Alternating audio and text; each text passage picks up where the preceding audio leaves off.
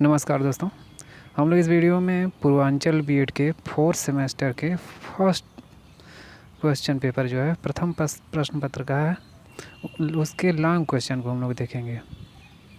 और long question में भी हम लोग जो इम्पोर्टेंट क्वेश्चन है केवल उन्हीं को देखेंगे। और ये फर्स्ट प्रश्न पत्र है, इसका नाम है लैंग्वेज एक्रॉस करिकुलम, पाठ्यक्रम में भाषा। और इसके लॉन्ग क्वेश्चन को हम लोग देखेंगे और बहुत शॉर्ट में देखेंगे। और उसकी मुख्य जो हेडिंग्स हैं उसको देखेंगे और मुख्य परिभाषाएं और कहीं कहीं कुछ कॉन्सेप्ट जो समझ में नहीं आता है उसको देखेंगे, जिससे कि हम उसको डिस्क्राइब करके एग्जामिनेशन हॉल में 5-6 पेज लिख सकें। और इसमें उन्हीं प्रश्नों को लिया गया है जो लॉन्ग क्वेश्चन है लैंग्वेज क्रॉस करिकुलम के, जो कि पढ़ने में थोड़ी सी प्रॉब्लम क्रिएट कर रहे हैं, जिनको समझने में थोड़ी सी दिक्कत हो रही है और जो थोड़े से टफ़ क्वेश्चन है, लगता है कि थोड़े से कठिन है, तो उनको बिल्कुल सिंपल लैंग्वेज में उनका यहाँ पे नोट्स तैयार किया गया है, बिल्कुल आसान भाषा में, जो बिल्कुल आप आसानी से समझ सकते हैं। और एक सीक्वेंस, एक ऐसा क्रम, इसको इस ऐसे क्रम में लिखा गया है जिसको बिल्कुल याद करने में आप कोई परेशानी आपको नहीं होगी। तो चलिए स्टार्ट करते हैं इस वीडियो का। पहला प्रश्न है वीडियो टेक्स्ट एक अमुद्रित माध्यम है, इसके तकनीकी लाभ के बारे में बताइए। इसमें वीडियो टेक्स्ट के बारे में आपको पूछा जाएगा। ये क्वेश्चन आपको लॉन्ग में भी पूछ सकता है और लघुत्तरीय में, दोनों में पूछा जा सकता है। तो इसकी जो हेडिंग होगी, 4 मुख्य हेडिंग होगी। पहला वीडियो टेक्स्ट क्या है, ये हेडिंग रहेगी। दूसरी है वीडियो टेक्स्ट की संरचना कैसी होगी या संरचना क्या है। तीसरी है वीडियो टेक्स्ट बनाने में प्रयोग किए जाने वाले उपकरण। और चौथा है वीडियो टेक्स्ट के प्रमुख लाभ। ये 4 हेडिंग, इससे आप चाहें तो 3-4 पेज लिख सकते हो। अब इसके बारे में थोड़ा सा, इनकी हेडिंग के बारे में आपको थोड़ा डिस्क्राइब कर दें, जो आसानी से आप समझ सकते हो, या आप इसको बुक से भी पढ़ सकते हो। हेडिंग में भी आपको जो मुख्य बातें कहीं बताई गई वही नोट किया गया है। बाकी इससे आप एक पैराग्राफ से आप 1-2 पेज लिख सकते हैं। अब पहला हेडिंग है वीडियो टेक्स्ट क्या है। वीडियो टेक्स्ट शिक्षण की नवीन विधि है जो दूरस्थ शिक्षा के क्षेत्र में अत्यंत उपयोगी साबित हो रही है। यह अधिगम को भी प्रभावित करती है। वीडियो टेक्स्ट एक ऐसी प्रणाली है जिसका उपयोग सूचनाओं के आदान प्रदान में भी किया जाता है। इसके द्वारा आंकड़ों पर आधारित सूचनाएं भी एकत्र की जा सकती हैं। तो ये रहा वीडियो टेक्स्ट कि वीडियो टेक्स्ट क्या है, इसके बारे में। अब दूसरी हेडिंग है वीडियो टेक्स्ट की संरचना। इसमें थोड़ा सा आप लिख सकते हैं। वीडियो टेक्स्ट की संरचना हम देखें। वीडियो टेक्स्ट में एक घरेलू टीवी या टेलीविज़न एक कंप्यूटर की तरह कार्य करता है। वीडियो टेक्स्ट तैयार करने के लिए एक रिकॉर्डर, टेलीफोन, टेलीविज़न तथा एक कीबोर्ड का प्रयोग किया जाता है। वीडियो टेक्स्ट की संरचना में इतना ही काफ़ी है। अगली हेडिंग है वीडियो टेक्स्ट बनाने में प्रयोग किए जाने वाले उपकरण। उपकरण में है पहला एक कीबोर्ड है, दूसरा एक टीवी डिस्प्ले है, तीसरा एक डिकोडर, चौथा है एक दूरसंचार लिंक और 5वां है एक केंद्रीय कंप्यूटर। दूरसंचार लिंक में आप जैसे मॉडेम कह सकते हैं, कोई भी इंटरनेट कनेक्शन ये दूरसंचार लिंक में आ जाएगा। नेक्स्ट हेडिंग है वीडियो टेक्स्ट के प्रमुख लाभ। दूरस्थ शिक्षा के क्षेत्र में यह प्रणाली अत्यंत उपयोगी है, पहला इसका लाभ है। दूसरा, यह सामान्य सूचनाओं की जानकारी प्रदान करने का भी अच्छा साधन है। नेक्स्ट, यह जनसाधारण के लिए सामान्य सूचना तथा छात्रों के लिए विशिष्ट सूचना प्रदान करने में सक्षम प्रणाली है। नेक्स्ट, इस प्रणाली में शिक्षक और छात्र दोनों के मध्य अंतःक्रिया संभव है। नेक्स्ट, यह कंप्यूटर पर आधारित अनुदेशों को भी प्रयोग करने में समर्थ है। यह कंप्यूटर पर आधारित अनुदेशों को भी प्रयोग करने में समर्थ है। नेक्स्ट है दूरस्थ शिक्षा कार्यक्रमों के अंतर्गत स्थापित अध्ययन केंद्रों की समस्त अध्ययन सामग्री तथा अन्य सामग्री वीडियो टेक्स्ट घर पर ही उपलब्ध करा देता है। नेक्स्ट, छात्र वीडियो टेक्स्ट के माध्यम से संस्थाओं को सूचना प्रेषित कर सकता है, विभिन्न पुस्तकालयों से पुस्तकें प्राप्त कर सकता है तथा आवश्यकता अनुसार विभिन्न विषयों के बारे में सुझाव प्राप्त कर सकता है। नेक्स्ट 8वां है, द्वितीय भाषा की शिक्षा में भी इसका सफल प्रयोग किया जा सकता है। और 9वां है लास्ट, यह वीडियो तथा टेलीविज़न से अच्छा है क्योंकि इसमें समय सारणी का कोई संबंध नहीं होता है, या कोई समय की कोई बाउंडेशन इसमें नहीं होती है। तो इस प्रकार ये पहला क्वेश्चन हमारा कंप्लीट हुआ। नेक्स्ट क्वेश्चन देखें अगला, ज्ञान का अर्थ, परिभाषा एवं उद्देश्य स्पष्ट कीजिए। 1 मिनट में आपको पिछला क्वेश्चन आपको फिर से रिपीट कुछ चीज़ें बता दे रहा हूँ। इस क्वेश्चन में या किसी भी क्वेश्चन में कुछ चीज़ें होती हैं जो बार बार रिपीट होती हैं। जैसे वीडियो टेक्स्ट क्या है, वीडियो टेक्स्ट की संरचना, हेडिंग, 4 हेडिंग है, इसमें 4 हेडिंग में आपको बहुत सारी चीज़ें कॉमन मिलेंगी जो एक ही बार बार रिपीट हो रही हैं। और इसको मैंने कई बुक्स से पढ़ा भी, तो सब बुक्स में भी वही चीज़ें दी गई हैं। शिक्षा शास्त्र में आप ये ऐसा टॉपिक ही है कि एक ही चीज़ें बार बार कई जगह रिपीट होती हैं, तो उससे आप कंफ्यूज ना हो। हमें हेडिंग के अनुसार लिखना है, हर हेडिंग में कुछ ना कुछ लिखना है, चाहे रिपीट हो चाहे वो, तो अपने अनुसार थोड़ा सा उसमें उसको अलग करके लिखा जाता है। इसलिए इसमें कन्फ्यूजन हो तो वो उसको क्लियर कर लें कि कुछ चीज़ें हैं जो बार बार रिपीट होती हैं। नेक्स्ट क्वेश्चन,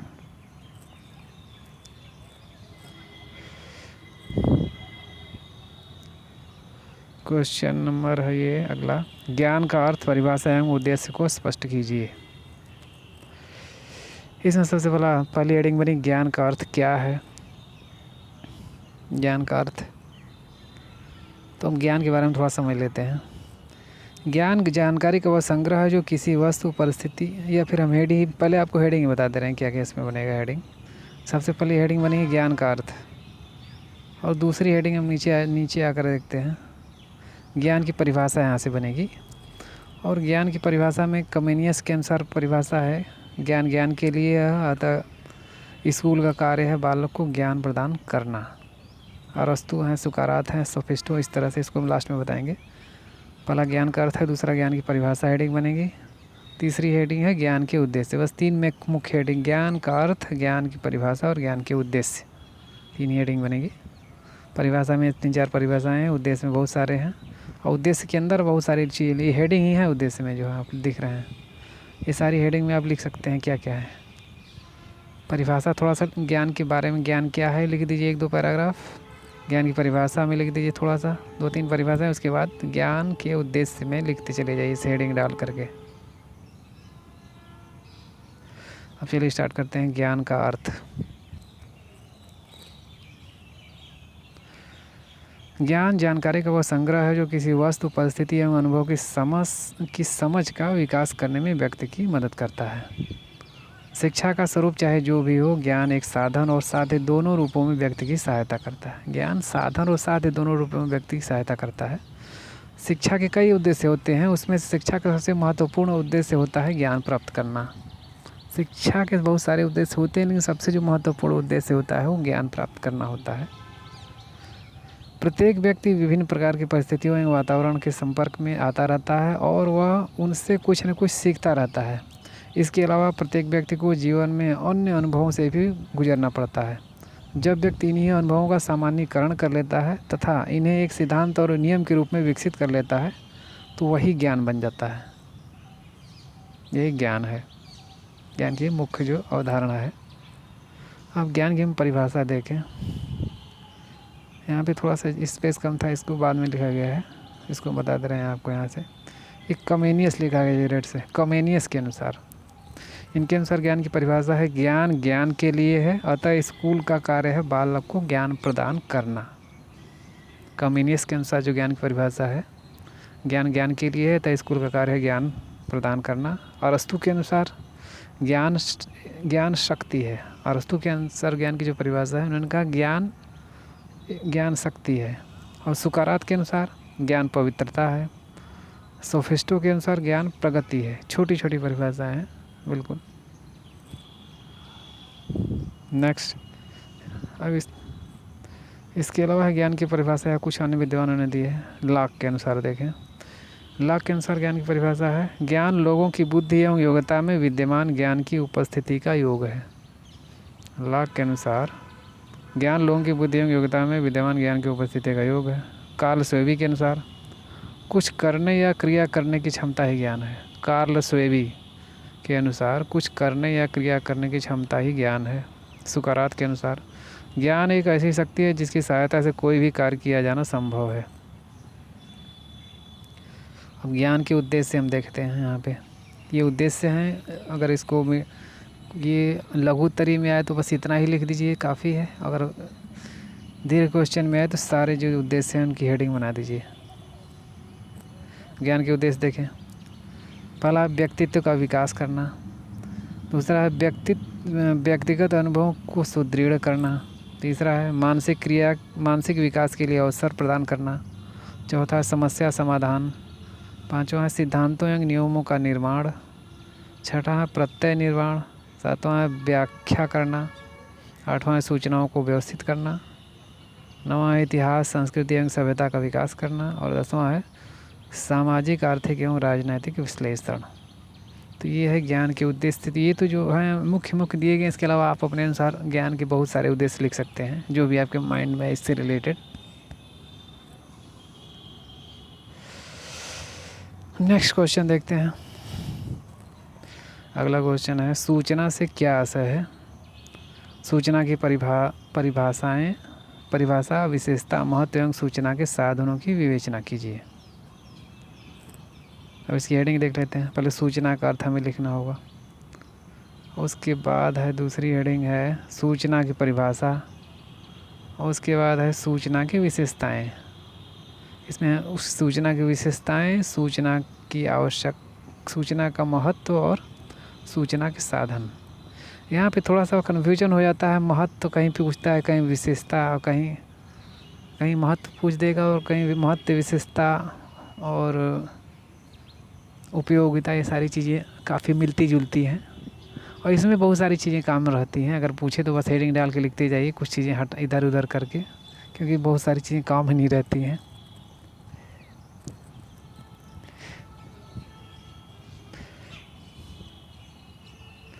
इसको हम स्टार्ट करते हैं, बिल्कुल शुरू से देखते हैं। जैसे क्वेश्चन है, सूचना से क्या आशय है? सूचना की परिभाषा, विशेषताएं, महत्व एवं सूचना के साधनों की विवेचना कीजिए। सूचना का अर्थ देखते हैं हम पहले। सूचना से तात्पर्य जानकारी से होता है। सूचना किसी व्यक्ति या वस्तु के बारे में हो सकती है। सूचना किसी व्यक्ति या वस्तु की विशेषता भी बताती है और सूचना हस्तांतरित भी होती है और यही आगे चलकर ज्ञान का आधार बनती है।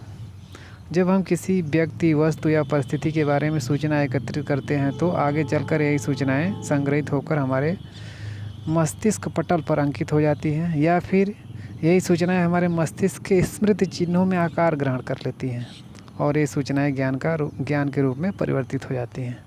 जब कोई सूचना हमारे मस्तिष्क पटल पर अंकित हो जाए या हमारे स्मृति चिन्हों में प्रेषित हो जाएं तो वही सूचना जो है ज्ञान हो जाती है, ज्ञान का रूप ले लेती है। सूचना ही ज्ञान का आधार बनती है, लेकिन यदि ये सूचनाएं मस्तिष्क के स्मृति चिन्हों तक नहीं पहुंच पाती तो ज्ञान का आधार ये नहीं बन पाती, बल्कि ये केवल एक जानकारी या सूचना मात्र ही बनकर रह जाती हैं। ज्ञान को हम अनुभव पर आधारित सूचना मान सकते हैं। जब हम किसी व्यक्ति, वस्तु या परिस्थिति के बारे में कुछ अनुभव करते हैं तो उससे संबंधित सूचना एवं अनुभव का हम सामान्यीकरण कर लेते हैं और यही ज्ञान बन जाता है। अन्यथा सूचना केवल एक जानकारी बनकर ही रह जाती है। मनोवैज्ञानिक अवधारणाओं के अनुसार सूचनाओं को मानव मस्तिष्क का उत्पाद समझा जाता है। मानव मस्तिष्क अत्यंत जटिल एवं चंचल प्रवृत्ति का होता है तथा इसमें नित्य नए विचार उत्पन्न होते रहते हैं तथा इसमें विभिन्न प्रकार की सूचनाएं संग्रहित करने तथा उसका विश्लेषण एवं विवेचना करने की क्षमता होती है। तो ये रहा सूचना क्या है, इतना समझ लीजिए। इसके बारे में आप इसको थोड़ा छोटा करके भी लिख सकते हैं और बड़ा करके भी लिख सकते हैं। अब सूचना की हम परिभाषा देखें। जे बेकर के अनुसार किसी विषय से संबंधित तथ्यों को सूचना कहते हैं। इसमें बिल्कुल छोटी छोटी सूचना जो परिभाषाएं हैं वो बहुत आसान हैं, एक सीक्वेंस में बिल्कुल रखा गया है जिससे आपके दिमाग में आसानी से सेट हो जाए। अगली सूचना है एन बल्किन के अनुसार सूचना उसे कहते हैं जिसमें आकार को परिवर्तित करने की क्षमता होती है। एन बल्किन के अनुसार सूचना उसे कहते हैं जिसमें आकार को परिवर्तित करने की क्षमता होती है। जे बेकर नेक्स्ट है रोबली एवं टर्नर के अनुसार सूचना व आंकड़े हैं जो व्यक्ति के मध्य प्रेषित हो सके तथा प्रत्येक व्यक्ति उसका उपयोग कर सके। रोबली एवं टर्नर के अनुसार सूचना व आंकड़े हैं जो व्यक्तियों के मध्य प्रेषित हो सके तथा प्रत्येक व्यक्ति उसका उपयोग कर सके। तो ये रही 3 परिभाषाएं। इनको हम फिर से आप बता दें फटाक से, क्योंकि परिभाषाएं हैं। जे बेकर के अनुसार किसी विषय से संबंधित तथ्यों को सूचना कहते हैं। एन बल्किन के अनुसार सूचना उसे कहते हैं जिसमें आकार को परिवर्तित करने की क्षमता होती है। रोबली एवं टर्नर के अनुसार सूचना व आंकड़े हैं जो व्यक्ति के मध्य प्रेषित हो सके तथा उसके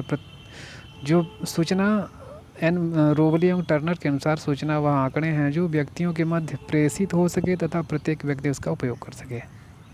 अब सूचना की विशेषताएं। आंकड़ों का व्यवस्थित रूप। सूचनाएं जो है विशेषताएं में कि आंकड़ों का व्यवस्थित रूप है। नेक्स्ट, मूल्यांकन तथा विनिमय के योग्य हैं सूचनाएं। नेक्स्ट, समयानुसार परिवर्तन इसमें संभव है। नेक्स्ट, सूचना का संचय। सूचनाएं जो भी हैं उनका संचय किया जा सकता है। सूचनाएं नष्ट नहीं होती हैं। संप्रेषण में महत्वपूर्ण स्थान है इनका, महत्वपूर्ण योगदान है। स्मरण करने तथा हस्तांतरण करने योग्य हैं सूचनाएं। वर्तमान भूत तथा भविष्य में अंतर करने में सहायक हैं सूचनाएं। आर्थिक समृद्धि में सहायक सूचनाएं हैं। औद्योगिक विकास में सूचनाओं का महत्वपूर्ण योगदान है। सूचनाओं का आवश्यक महत्व या महत्व। वैज्ञानिक अध्ययन एवं शोध हेतु ये महत्वपूर्ण है। नेक्स्ट, राष्ट्रीय विकास के लिए, ज्ञानार्जन के लिए, मनोरंजन के लिए, किसी विषय से संबंधित सूचना के संग्रह के लिए, योजना, घटना या विषय से संबंधित, एक विशेषज्ञ के विषय के क्षेत्र से संबंधित, एक प्रशासक के कार्यों में प्रवीणता हेतु। नेक्स्ट, सूचना के साधन। सूचना के साधन में यहाँ पे हैं, ये बहुत महत्वपूर्ण है क्योंकि इनके ये हेडिंग्स हैं, इनके आधार पे आप काफ़ी कुछ लिख सकते हैं। जैसे पुस्तकें हैं, पुस्तकें सूचना के साधन हैं। समाचार पत्र हैं, धार्मिक पुस्तकें हैं, परंपराएं एवं कथाएं हैं, इंद्रियां हैं, दूरदर्शन है, इंटरनेट है। अगर ये लघुत्तरी क्वेश्चन में आए तो जितना बताया जा रहा है उतना लिखिए। लॉन्ग में आए तो ये सूचना के साधन है, पूरी हेडिंग ही है। पुस्तक है उसके बारे में पूरा आप 1 पेज लिख सकते हैं। समाचार पत्र के बारे में लिख सकते हैं और धार्मिक पुस्तक, इस तरह से पूरी हेडिंग है। इस प्रकार ये वीडियो हम समाप्त करते हैं। अगले क्वेश्चन आपको अगले वीडियो में मिलेंगे। अगर वीडियो पसंद आए तो इसे लाइक और शेयर ज़रूर करें।